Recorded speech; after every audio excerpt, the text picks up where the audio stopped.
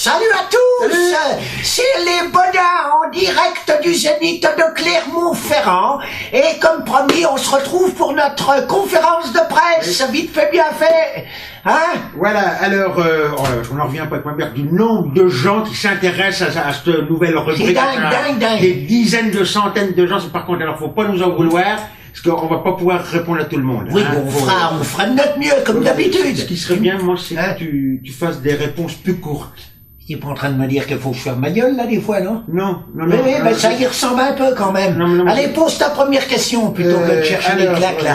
Alors, qu'est-ce qui fait l'actu dans le buzz, là? Naturellement, c'est la séparation de François Hollande et de Valérie, les tripes à l'air vénère. Ah oui, ça fait causer, ça. Alors, par exemple, on a une question de Marie-Thérèse de Caen, en Normandie. Bonjour à tous les Normands. Salut les Normands. Vas-y, Marie-Thérèse.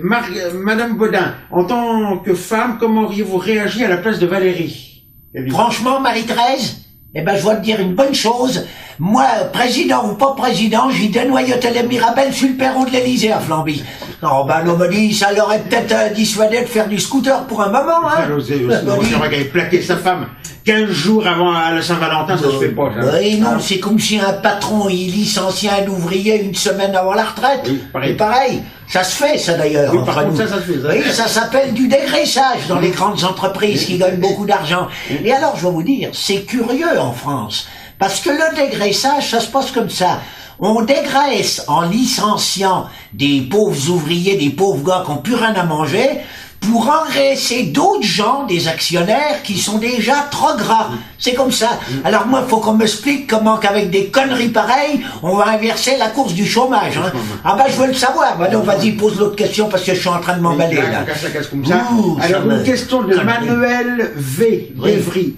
Plus de 650 000 € en liquide ont été saisis au domicile de Dieudonné. Qu'en pensez-vous? Mon Dieu, j'en pense que ça marche pas mal, sa petite fabrique de quenelle à l'eau. Ah oui, j'en pense enfin. Et chacun fait ce qu'il veut chez lui, hein. Monsieur Dieudonné, il planque ses petites économies sous son matelas. Moi, la dernière fois que j'ai planqué quelque chose chez moi, c'est des Juifs, pendant la dernière guerre.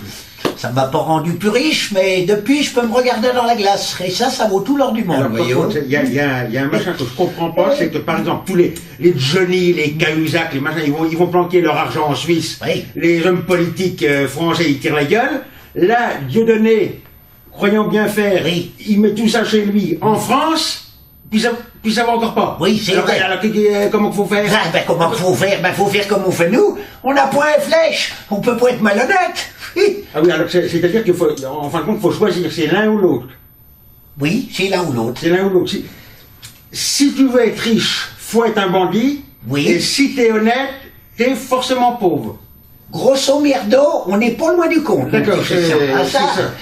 Allez. Les menaces en scène tout de suite. On arrive. Oh là là, c'est pas possible ça. Alors, il y a une dernière question. Non, on n'a pas le temps. Si, attends, une question courte de... mène-toi. J'avais promis Sophie de Noirmoutier.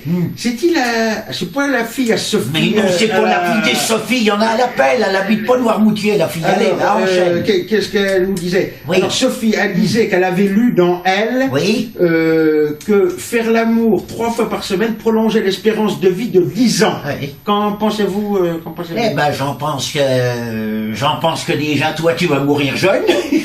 Et puis, j'en pense que la Germaine, ma copine, là, qui a 103 ans, elle a dû se faire shampouiner le caniche plus souvent qu'à son tour, la coquine. Pourquoi je comprends pas? Oui, t'inquiète pas, je t'expliquerai.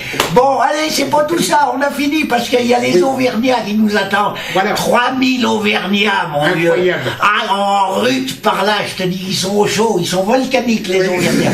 Alors oui, en attendant les enfants, pour la conférence de presse qui viendra, il faut nous poser vos questions, nous mettre vos commentaires, réagir, chatter, tweeter, face de bouquet. Faut partager tout ça le plus possible. Faut rester, connexionner.